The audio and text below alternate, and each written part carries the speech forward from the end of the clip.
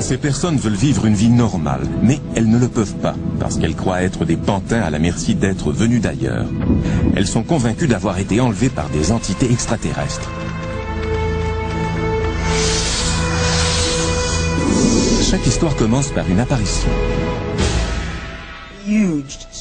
Une énorme sphère lumineuse, gigantesque, de la taille d'une maison à 2 étages. Puis, elles ont un trou de mémoire. Puis, ce qui me revient est d'avoir été relâché par le haut et d'avoir atterri lourdement sur la route dans le véhicule. Je n'ai aucun souvenir de l'heure et demie qui s'était écoulée. Ces événements perturbent leur vie. Ils les forcent à trouver des réponses à des questions qui dépassent notre imagination.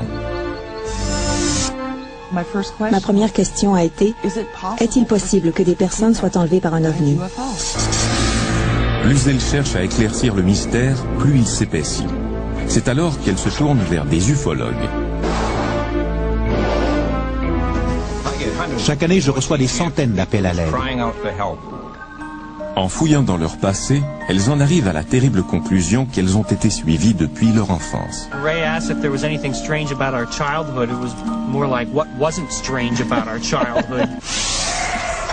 Pour trouver la clé du mystère, elles se sont tournées vers l'hypnose et elles ont découvert une hypothèse. Quoique difficile à accepter, cette possibilité est impossible à écarter, un enlèvement par des extraterrestres. Ces personnes sont maintenant hantées par la seule conclusion qu'elles peuvent tirer. Leur vie ne sera plus jamais la même. L'histoire de cet homme vient de commencer. Comme les autres, il y a un trou dans le temps. Mais, contrairement aux autres, il n'a pas essayé de chercher des souvenirs enfouis dans son inconscient par peur de ce qu'il aurait pu y trouver. Je veux savoir et en même temps, je ne veux pas savoir. Ça pourrait m'aider, ça pourrait aussi me bouleverser. Il a peut-être simplement perdu la notion du temps, mais il conclura peut-être aussi, comme les autres, qu'il a été enlevé. Au cours de cette soirée qui commence, ces personnes vont raconter leur histoire, leur expérience extraterrestre, comme elles l'aperçoivent. Elles sont peut-être victimes d'une illusion de masse. Mais elles font peut-être aussi partie du prochain chapitre d'un conte bizarre qui a hanté les hommes tout au long de l'histoire. Personne ne connaît la fin de cette histoire. Mais si les opinions de cette personne s'avèrent justes, ce sera la révélation la plus spectaculaire jamais vue et la vie, telle que nous la connaissons, ne sera plus jamais la même.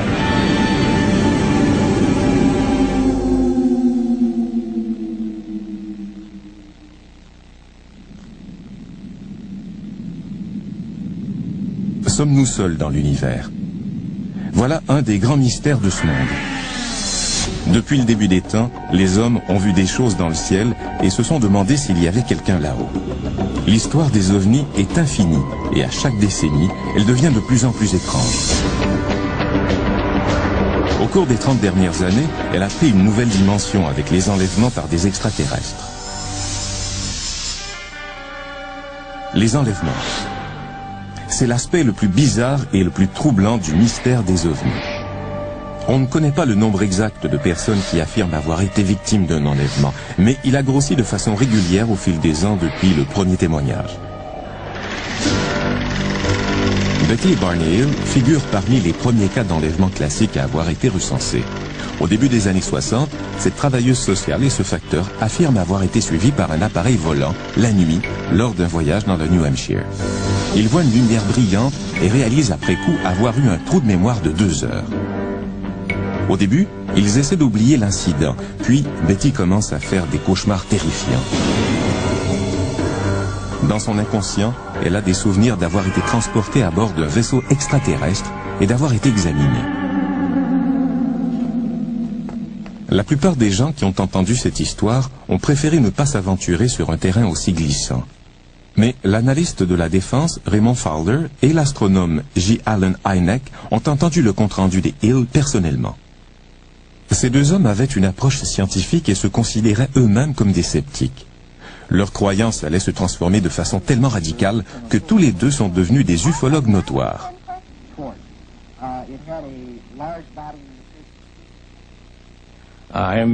Je me souviens d'avoir entendu le témoignage des Hill avant l'enquête. Ils ont témoigné devant un petit groupe.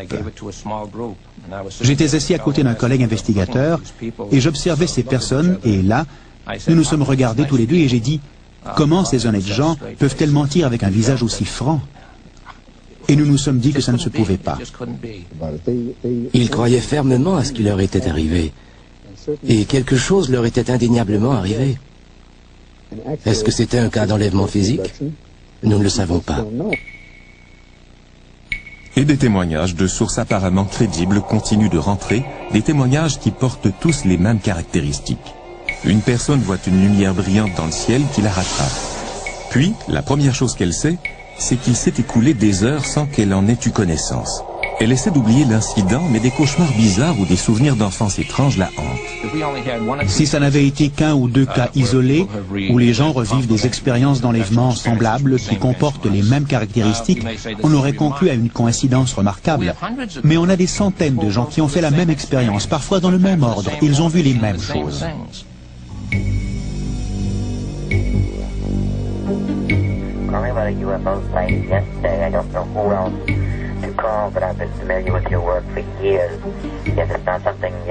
Et à mesure que le nombre de cas rapportés grossit, le public manifeste de plus en plus d'intérêt pour cet étrange phénomène d'OVNI.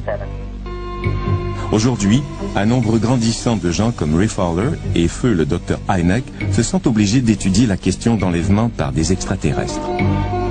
Aujourd'hui, retiré du domaine commercial de la défense, Ray Fowler consacre une bonne partie de son temps libre à enquêter et à publier des rapports d'enlèvement. Il ne manque pas de travail.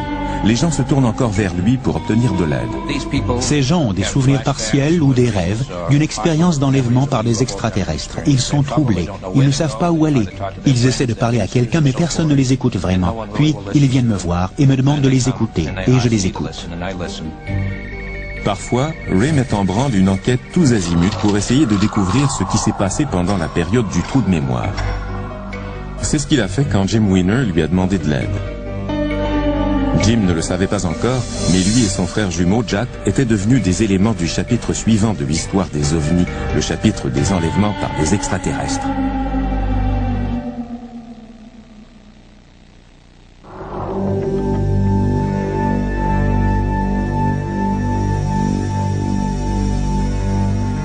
Les enquêtes de Ray accaparent tellement sa vie qu'il doit faire un effort pour trouver le temps de s'occuper de sa famille, de son jardin et de son planétarium artisanal. Mais un des cas comporte tellement d'indices d'enlèvement qu'il ne peut pas se défiler. Il l'appelle l'enlèvement à la gâche. Les Weiner étaient des jumeaux identiques. Jim et Jack Weiner sont des jumeaux identiques, des frères dans le sens le plus fort du terme. Ils viennent du même ovule. Le premier complète les phrases de l'autre.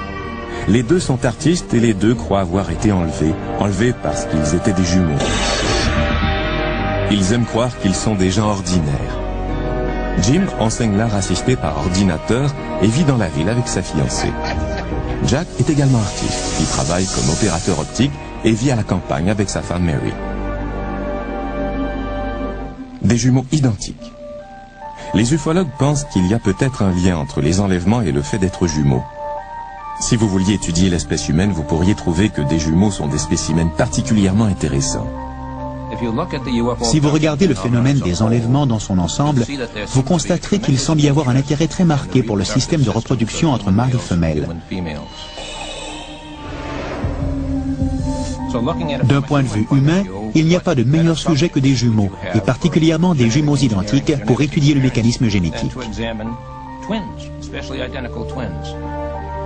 Il y a 20 ans, le mot enlèvement ne faisait pas partie du vocabulaire des Weiner. Je me suis toujours considéré comme un gars ordinaire.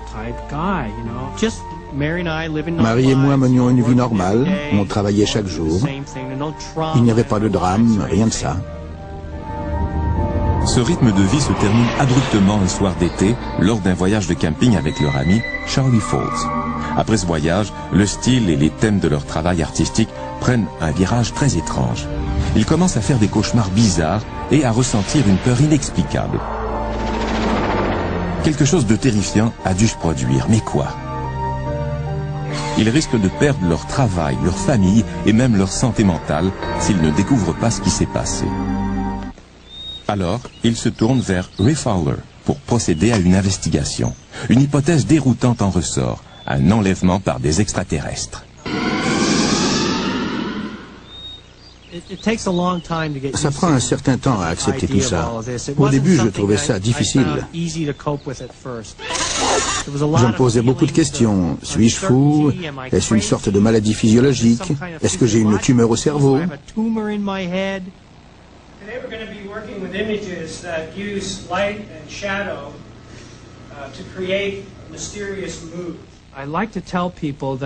J'aime bien dire aux gens que ça ne me dérange pas vraiment, que c'est quelque part à l'arrière de mon cerveau.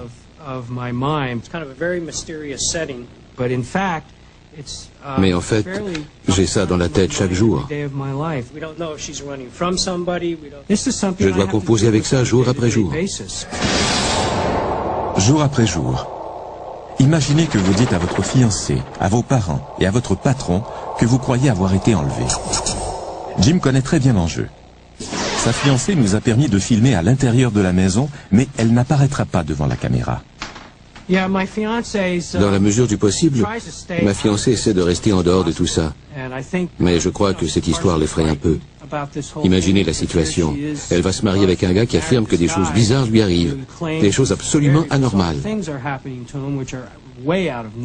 Alors elle se demande si son fiancé a toute sa tête. C'est alarmant pour elle.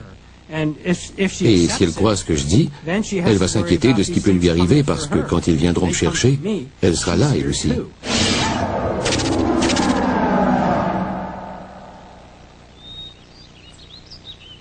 Mais de quoi s'agit-il? Qui s'en vient et que veulent-ils? Jim a besoin de savoir. On ne fait pas ça pour divertir les gens, ni pour passer 15 minutes à la télévision. On le fait parce qu'on a besoin de trouver des réponses.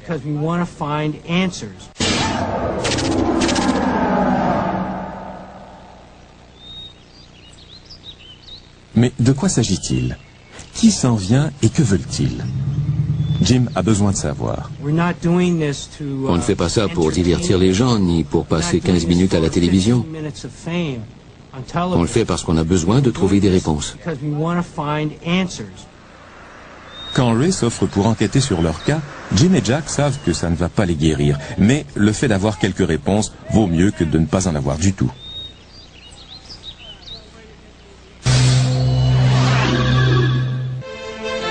Voici le monde des chevaux. C'est un monde où les apparences et les traditions sont importantes. C'est un monde d'argent, de pouvoir et d'influence. Tous les ingrédients pour un bon téléroman. Mais derrière la barrière d'une de ces fermes, l'histoire ressemble plus à un épisode d'au-delà du réel qu'à un épisode de Dallas. Voici Claire et Diana, de parfaites inconnues jusqu'il y a 8 ans. C'est du moins ce qu'elles croyaient. Quand Diana embauche Claire pour gérer l'écurie, toutes les deux croient à une rencontre professionnelle heureuse. Claire est une cavalière et une dresseuse habile qui a besoin d'un emploi. Diana essaie de concilier un emploi à temps plein au service forestier et la gestion de la ferme. Aujourd'hui, elle ne croit plus au hasard de leur rencontre. Elle croit qu'elle était arrangée. Elles sont convaincues d'avoir été enlevées ensemble étant enfants pour une sorte d'expérience extraterrestre bizarre et qu'elles se sont retrouvées à l'âge adulte. Je ne comprends pas comment tu es arrivé à la ferme. Une coïncidence. C'était sûrement arrangé. J'ai agi de façon très surprenante. Claire menait une vie confortable à des centaines de kilomètres de la ferme de Diana. Elle avait un bon travail et un style de vie ordinaire. Puis un jour, sans raison apparente, elle laisse tout derrière elle. Je menais une vie stable. J'étais divorcée et j'élevais mon fils toute seule. Nous vivions normalement. J'avais travaillé très fort pour acheter ma maison. Je cultivais mes roses et tout se passait comme je le voulais. J'avais un bon emploi depuis plusieurs années et un revenu raisonnable. Mais quelque chose de mystérieux force Claire à abandonner tout ce qu'elle a si durement gagné. Un jour, je me suis réveillée. J'étais à mi-chemin de mon travail. J'ai pris la sortie beaucoup trop tôt. J'ai fait demi-tour. Je suis retournée à la maison. J'ai appelé mon bureau et j'ai donné ma démission. 2 semaines plus tard, j'ai mis tout ce que je pouvais dans la voiture et je suis partie, sans but précis. J'ai tout laissé, tout ce que j'avais mis tant de temps à obtenir. C'est juste au moment où Diana cherchait quelqu'un pour gérer la ferme. J'étais découragée. 2 ou 3 personnes s'étaient présentées pour l'emploi, mais elles ne me convenaient pas tout à fait. Ça ne cliquait pas. Et j'ai reçu l'appel de Claire. 2 heures plus tard, elle était là. Puis, les deux femmes ont l'impression étrange de s'être déjà rencontrées. C'était comme si je la connaissais. Je lui ai fait visiter la ferme et je lui ai montré comment ça fonctionnait. Et toujours, quelque chose dans ma tête me disait « J'ai déjà rencontré cette personne quelque part. Je l'ai embauchée. » Elle a emménagé le lendemain et elle a commencé à travailler. C'était il y a 8 ans. Le gîte et le couvert font partie de leur entente. Claire emménage donc sur la ferme où vivent Diana ainsi que son frère et sa sœur. Très vite, le sentiment de déjà-vu se transforme en une amitié solide et elles établissent une routine basée sur les soins à donner aux chevaux. Nous avions une vie relativement normale, avec des hauts et des bas, des bons et des mauvais jours. Les choses allaient plutôt bien.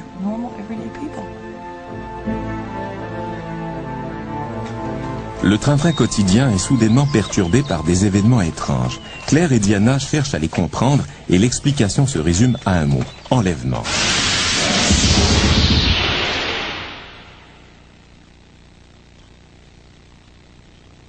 Depuis, elles vivent un véritable enfer. Il y a des jours où je ne suis pas sûre que ça se passe réellement, que je crois que c'est un rêve.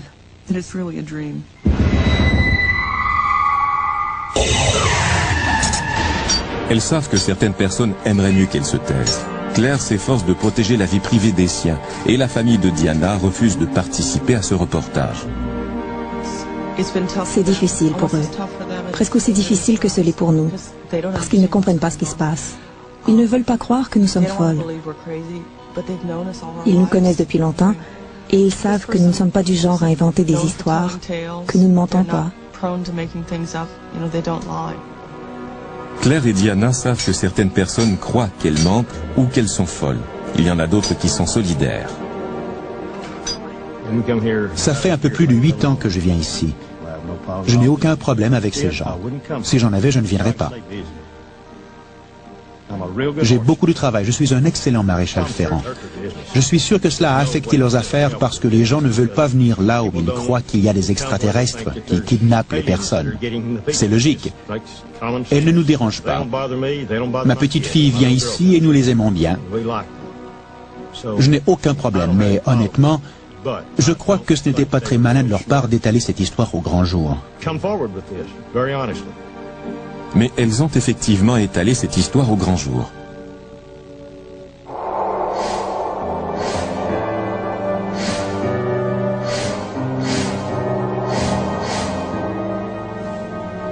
La vie de cet homme aussi a été perturbée, bouleversée par l'apparition d'une boule lumineuse dans le ciel. Il s'appelle Fred, et à l'instar des autres qui font partie de notre histoire, il souffre de ce fameux trou de mémoire. Par contre, Fred n'est pas encore convaincu d'avoir été enlevé. Jusqu'à aujourd'hui, il a hésité à essayer de comprendre son trou de mémoire par peur.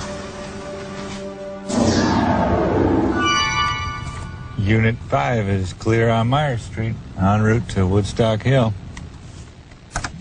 Si vous m'aviez dit il y a 1 an que je serais chauffeur de taxi dans le nord-est du Connecticut, je ne vous aurais pas cru. Fred était un humoriste, une étoile montante de l'humour. Il travaillait dans les clubs les plus en vue avec les meilleurs. Je fais de l'humour depuis plusieurs années. Je travaillais 5 ou 6 soirs par semaine. Ma carrière progressait. J'avais reçu le titre du meilleur humoriste dans tout Boston quelques années auparavant. Son personnage de perdant en a fait un véritable gagnant. Headlining all around the country. He's very funny and soon to be your friend. Please welcome Simply Fred. Simply Fred. Fred.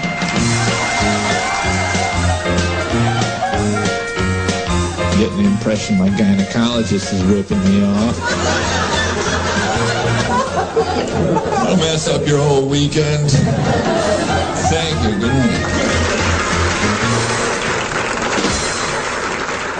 Fred gagne le concours Une semaine d'humour en 1985, battant 200 autres humoristes dont Jim Carrey. Je travaillais avec beaucoup d'autres personnes dont la carrière fleurissait. J'étais là depuis pas mal d'années et j'étais prêt à joindre les ligues majeures.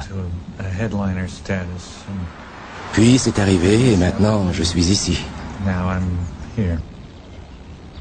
Il n'y a pas que la carrière de Fred qui soit compromise. Depuis la nuit de son trou de mémoire, la relation avec sa fiancée Nina se détériore.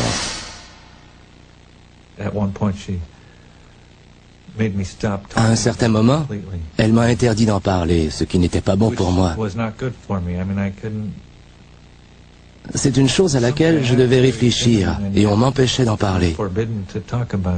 Alors je m'en vais où? Je fais quoi? Elle a finalement accepté que je m'y arrête. Il va effectivement s'y arrêter. Fred s'apprête à plonger dans ce mystérieux trou de mémoire. Il espère en revenir avec toute sa tête et retrouver son monde d'autrefois.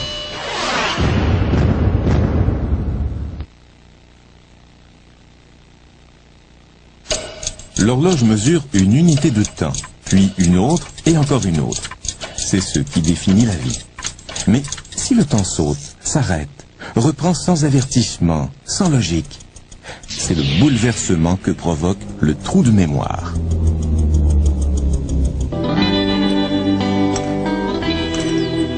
Pour ceux qui l'ont vécu, c'est plus qu'un mystère, c'est un problème. C'est un voyant rouge qui demeure constamment dans votre esprit et qui vous rappelle que quelque chose ne va pas. Pour Jim, Jack et Charlie, l'histoire commence lors d'un voyage de camping dans une forêt isolée.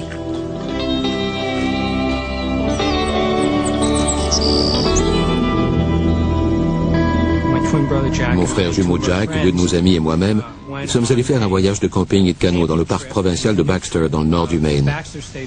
C'est dans une région sauvage.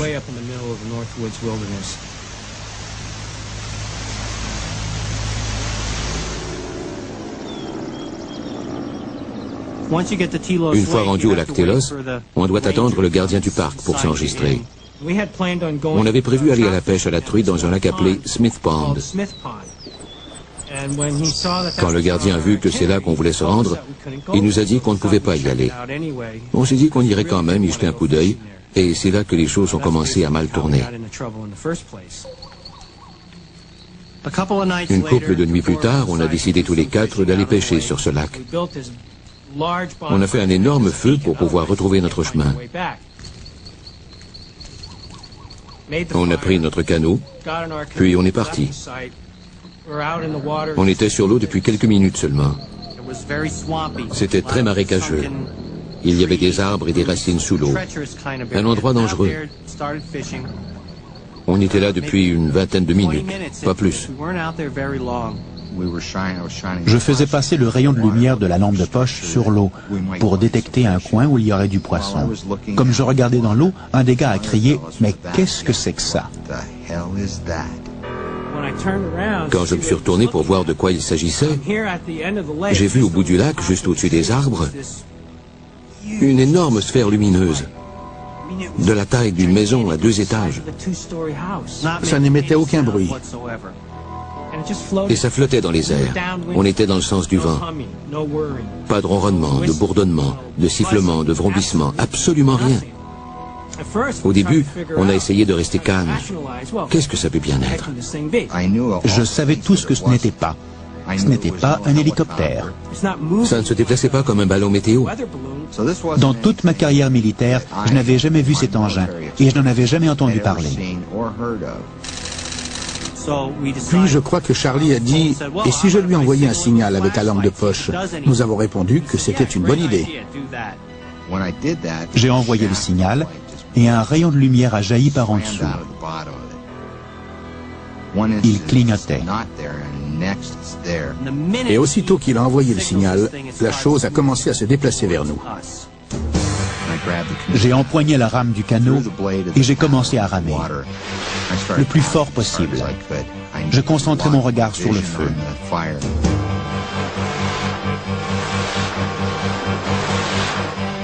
Jack se retournait sans arrêt et il disait toujours « Elle va nous rejoindre ».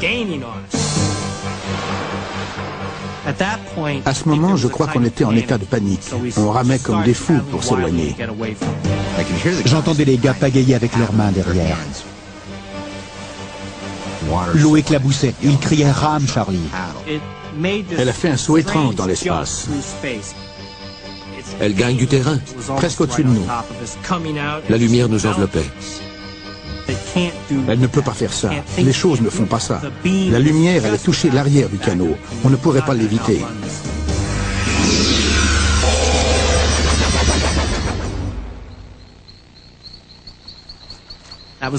C'est la dernière chose qui m'a traversé l'esprit avant de me retrouver sur la rive. Il l'avait distancié, du moins le croyait-il. Alors on est sorti du canot et quand on s'est retourné, la chose était juste là, en face de nous. En fait, elle planait juste au-dessus de l'eau, à une 50aine de mètres. Puis elle a fait un drôle de mouvement. On aurait dit qu'elle implosait. Elle a fait comme ça. Puis elle a réapparu encore plus haut dans le ciel, une lumière aveuglante.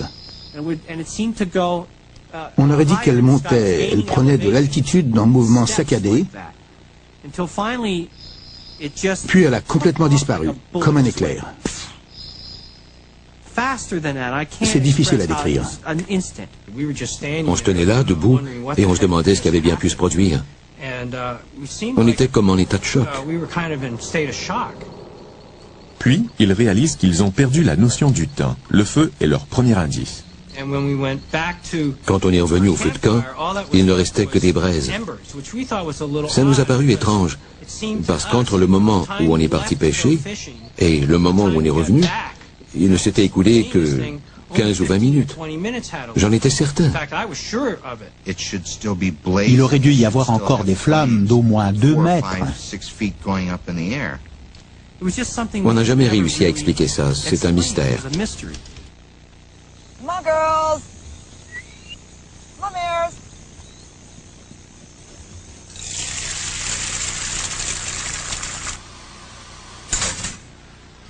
Claire et Diana seraient les premières à vous dire qu'un horaire fixe est la clé de la réussite sur une ferme. Mais une nuit, Claire perd 2 heures de façon mystérieuse. Cette perte de temps a non seulement perturbé leur vie, mais elle a aussi menacé son équilibre mental. Tout comme les Weiner, tout commence avec une lumière.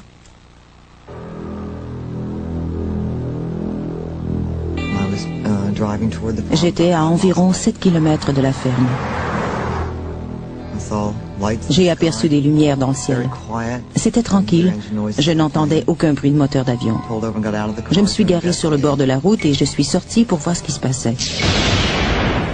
En une fraction de seconde, j'étais de retour dans la voiture, conduisant sur les chapeaux de roue. J'étais 5 km plus loin d'où je me trouvais précédemment.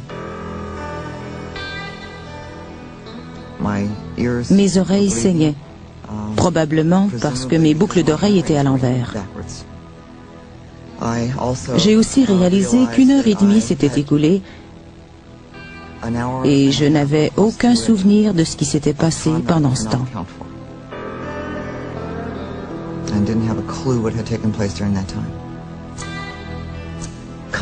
En rentrant à la maison, je crois que ma première réaction a été de dire « Merci mon Dieu, j'ai réussi à rentrer chez moi, en un seul morceau. J'ai mal au ventre, j'ai peur, je suis folle. »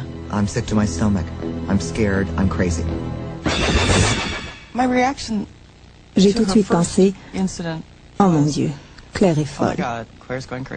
Je lui donne trop de travail, il se passe trop de choses. Elle a besoin d'un congé. » J'ai tout de suite pensé « Oh mon Dieu, Claire est folle. Je lui donne trop de travail, il se passe trop de choses. Elle a besoin d'un congé. » Mais l'incident se produit de nouveau. Une couple de semaines plus tard, en revenant d'une rencontre d'affaires, j'ai vu des lumières sur la route devant moi. Soudain, l'intérieur du camion est devenu tellement illuminé que j'étais aveuglé.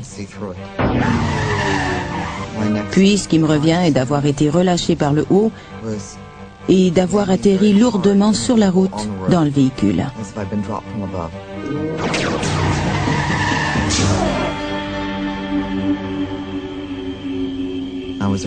J'avais peur de leur raconter que ça s'était produit une autre fois. Je ne voulais pas qu'ils me croient folle.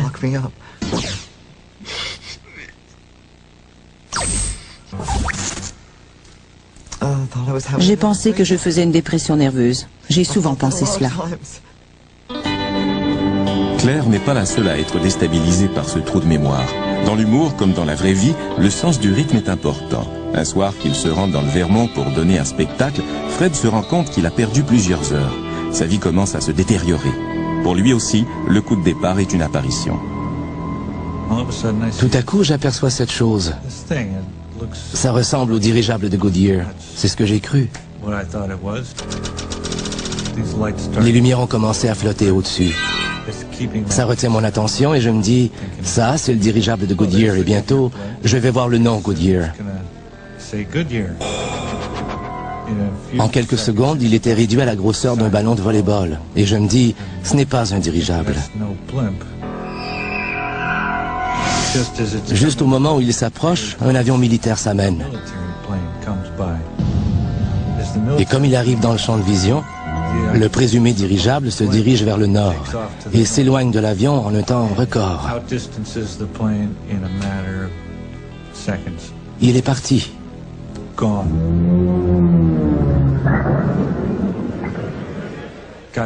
Je suis arrivé au spectacle et j'ai fait un des pires spectacles de ma carrière.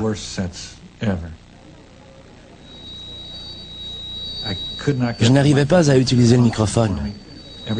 Chaque fois que je voulais le prendre dans ma main, quand j'arrivais à la chute de mon histoire, il y avait un court-circuit. Alors j'ai dû laisser le micro sur son support pendant le reste du spectacle. L'autre gars s'amène et n'a aucun problème avec le micro. Il le prend dans sa main et tout fonctionne bien.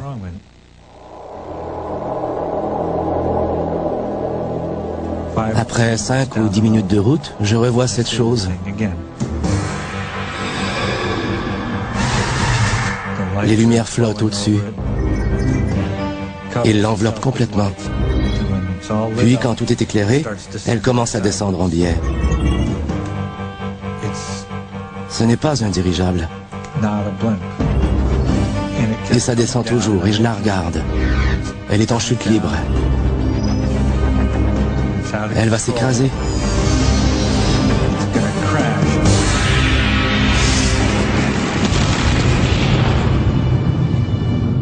Puis, plus rien. C'est fini. Il ne reste qu'un nuage.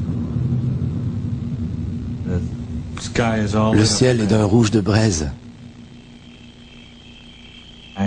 Je m'arrête dans un motel. Je suis exténué. Je ne peux plus conduire. Il est 1h30 du matin. Je suis à une vingtaine de kilomètres de mon point de départ et 3 heures se sont écoulées. Je n'ai pas pu conduire tout ce chemin à 7-8 km à l'heure. Il y a un trou dans le temps, je ne comprends pas.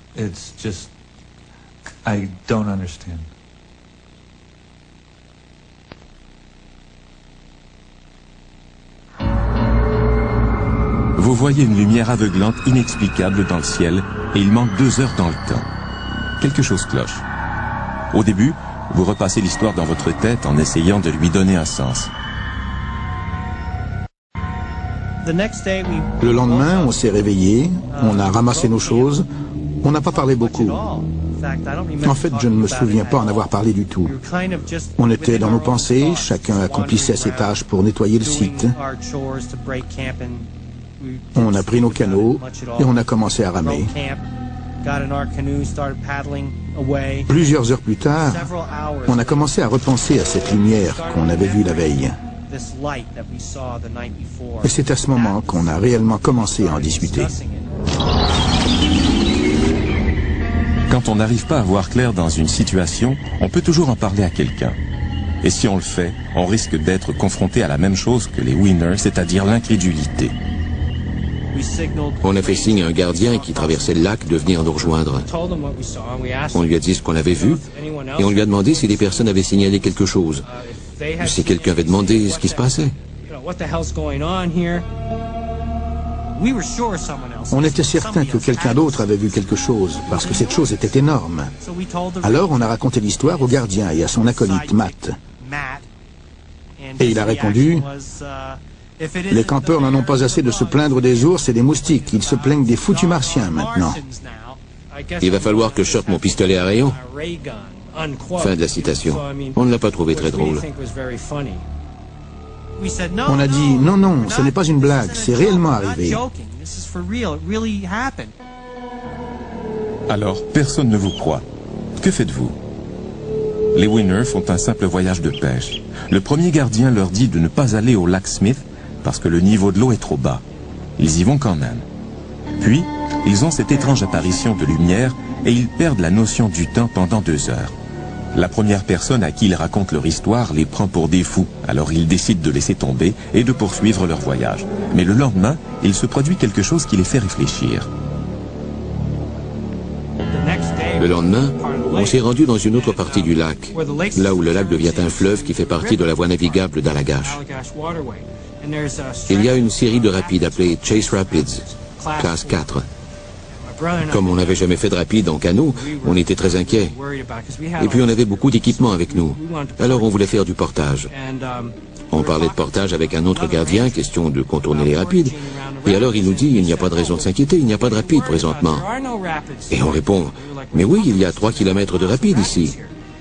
Et il dit, nous avons eu un ouragan il y a 10 jours, et le niveau d'eau est 1 mètre au-dessus de la normale. Tous les rochers sont immergés. La navigation se fait bien. J'ai trouvé cela étrange parce que le premier gardien nous avait interdit d'aller au lac Smith à cause du niveau de l'eau qui était trop bas. La contradiction était flagrante. Alors on lui a dit, c'est bizarre, le gardien machin chouette nous a dit que le niveau était bas pour cette période de l'année et que par conséquent, on ne pouvait pas se rendre au lac Smith. Aussitôt qu'on lui a dit ça, il a tourné les talons et s'est éloigné de nous. Alors on s'est dit que tout le monde réagirait de cette façon. Ça nous a un peu découragés de faire un rapport officiel.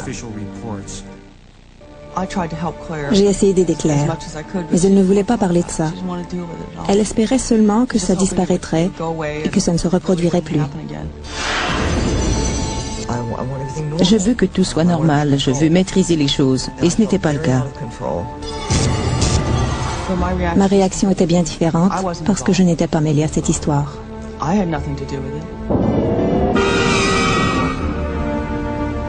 Mais quand Claire vit sa deuxième expérience, Diana commence à se sentir impliquée. Son esprit se met en marche et une série de souvenirs font surface. L'incident lui paraissait plus clair et il m'a semblé plus étrange. Il m'a fait penser à un événement qui s'était passé 2 ans auparavant quand nous avions vu des lumières très brillantes en arrière de la maison. Nous sommes sortis et nous les avons observées. Elles étaient fascinantes. En fait, nous avons vu un ovni. Alors j'ai commencé à lire tout ce que je trouvais sur le sujet. Ça me fascinait.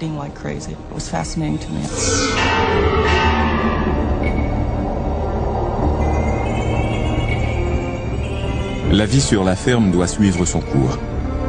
Il y a des travaux à faire, des mises bas à assister, mais les 2 femmes remarquent qu'un voile inquiétant assombrit leur vie. Quoi qu'elles fassent, quelque chose de bizarre se produit. Au début, elles mettent ça sur le compte de leur imagination ou du hasard, mais des événements surviennent, trop troublants pour les ignorer.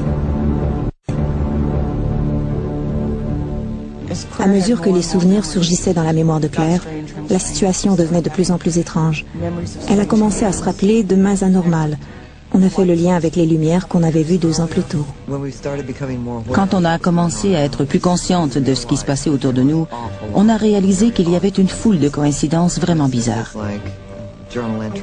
Comme des données à l'ordinateur qui disparaissaient, des lumières ou la télévision qui s'allumait et s'éteignait même si elle n'était pas branchée, des horloges qui s'arrêtaient chaque matin à 3 heures, se mettre au lit les jambes rasées et se réveiller avec du poil.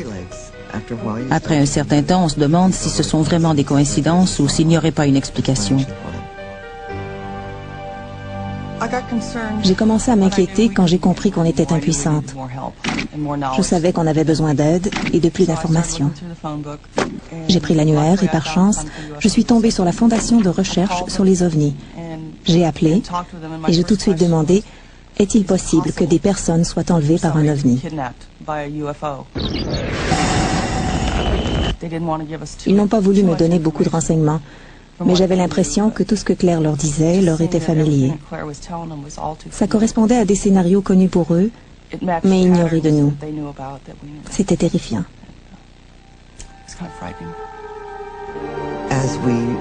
Plus on en apprenait sur ce phénomène et plus les souvenirs continuaient d'affluer.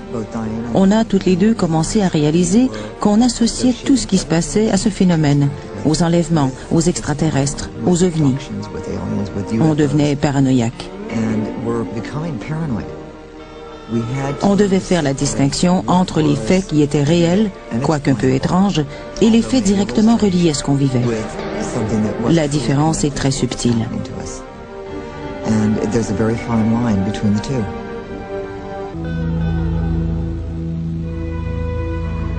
He's here for your enjoyment right now. Won the Stitches Comedy Riot last year. Please, a nice round of applause for the comedy of Fred.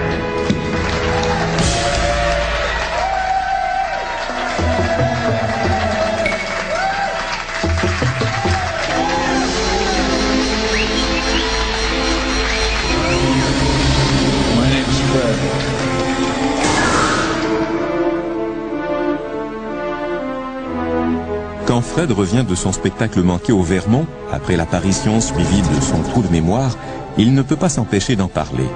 Il lui arrive de le regretter. Aussitôt que je suis revenu en ville, c'était mon seul sujet de conversation. C'était la chose la plus importante qui ne m'était jamais arrivée. Je ne pouvais pas me taire. J'ai raconté ça à d'autres humoristes et je n'aurais pas dû.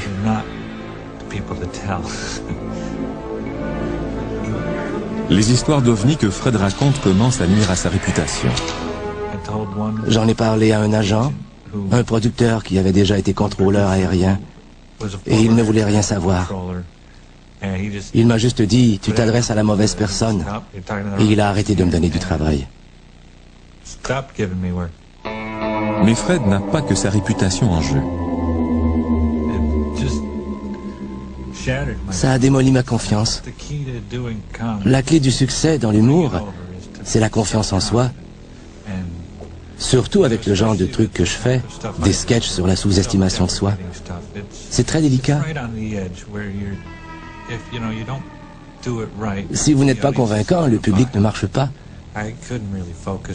Obsédé par les extraterrestres, je n'arrivais pas à me concentrer sur mes blagues. Je veux reprendre ma carrière. Alors, Fred écrit à des clubs d'humour et à des agents espérant trouver une main salvatrice qui l'empêchera de se noyer. Mais en réalité, son esprit est perturbé. Et il sait que sa carrière est suspendue tant et aussi longtemps qu'il n'aura pas essayé de comprendre à fond ce mystérieux trou de mémoire.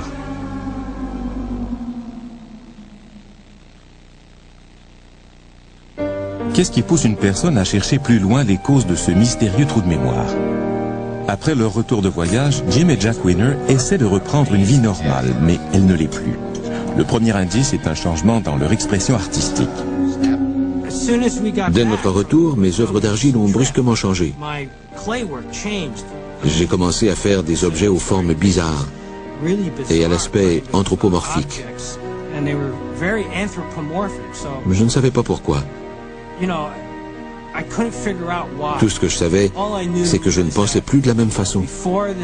Avant et après le voyage, je n'étais plus le même. Le travail de mon frère aussi a radicalement changé.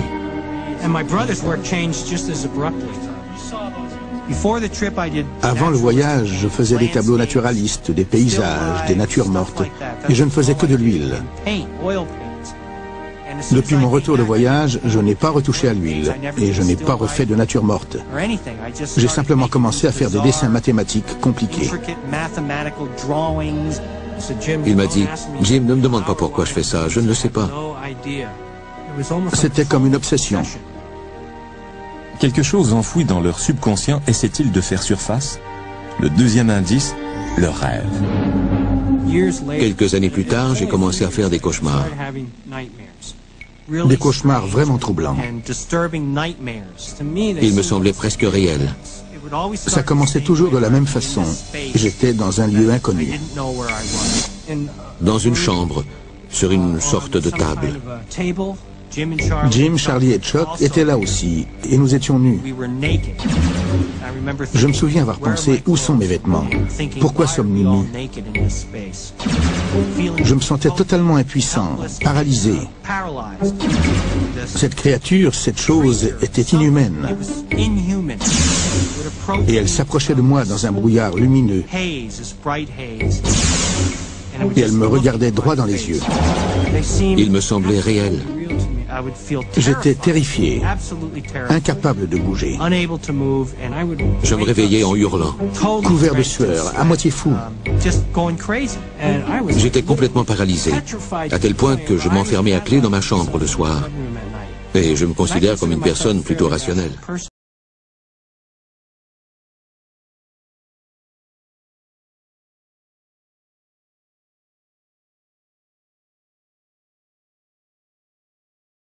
If there was anything strange about our childhood, it was more like what wasn't strange about our childhood. Pour trouver la clé du mystère, elles se sont tournées vers l'hypnose et elles ont découvert une hypothèse. Quoique difficile à accepter, cette possibilité est impossible à écarter, un enlèvement par des extraterrestres.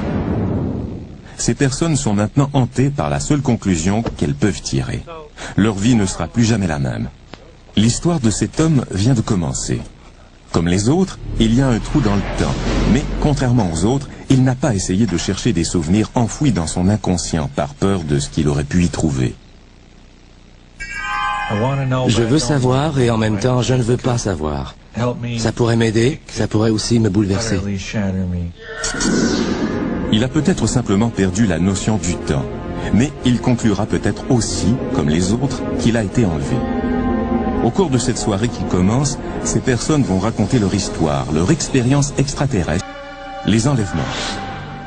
C'est l'aspect le plus bizarre et le plus troublant du mystère des ovnis. On ne connaît pas le nombre exact de personnes qui affirment avoir été victimes d'un enlèvement, mais il a grossi de façon régulière au fil des ans depuis le premier témoignage. Betty et Barney Hill figurent parmi les premiers cas d'enlèvement classiques à avoir été recensés. Au début des années 60, cette travailleuse sociale et ce facteur affirment avoir été suivis par un appareil volant, la nuit, lors d'un voyage dans le New Hampshire. Ils voient une lumière brillante et réalisent après coup avoir eu un trou de mémoire de 2 heures. Au début, ils essaient d'oublier l'incident, puis Betty commence à faire des cauchemars terrifiants. Dans son inconscient, elle a des souvenirs d'avoir été transportée à bord d'un vaisseau extraterrestre et d'avoir été examinée. La plupart des gens qui ont entendu cette histoire ont préféré ne pas s'aventurer sur un terrain aussi glissant.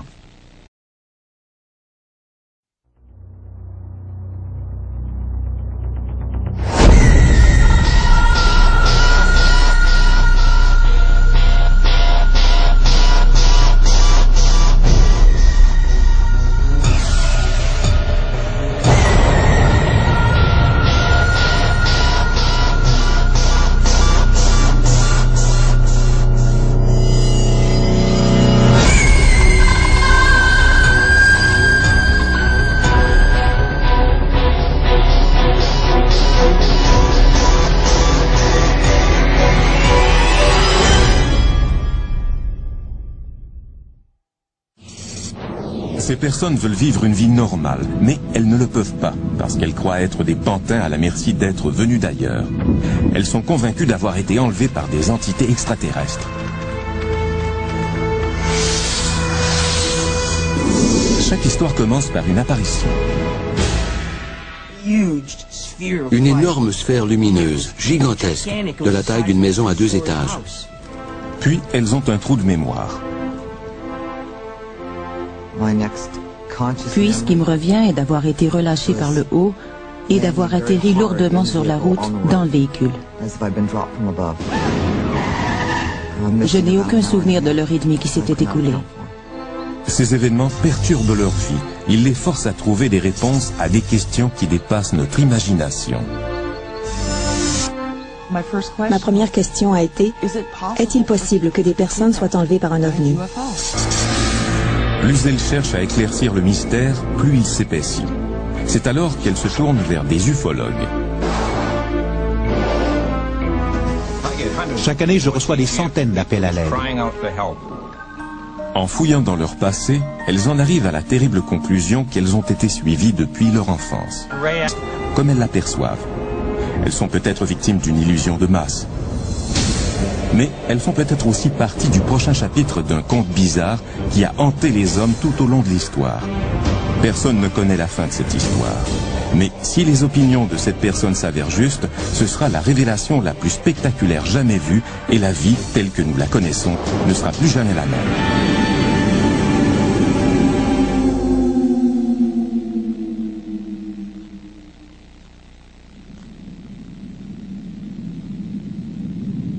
Sommes-nous seuls dans l'univers?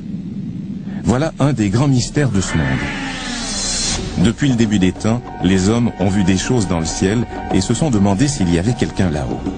L'histoire des ovnis est infinie et à chaque décennie, elle devient de plus en plus étrange. Au cours des 30 dernières années, elle a pris une nouvelle dimension avec les enlèvements par des extraterrestres.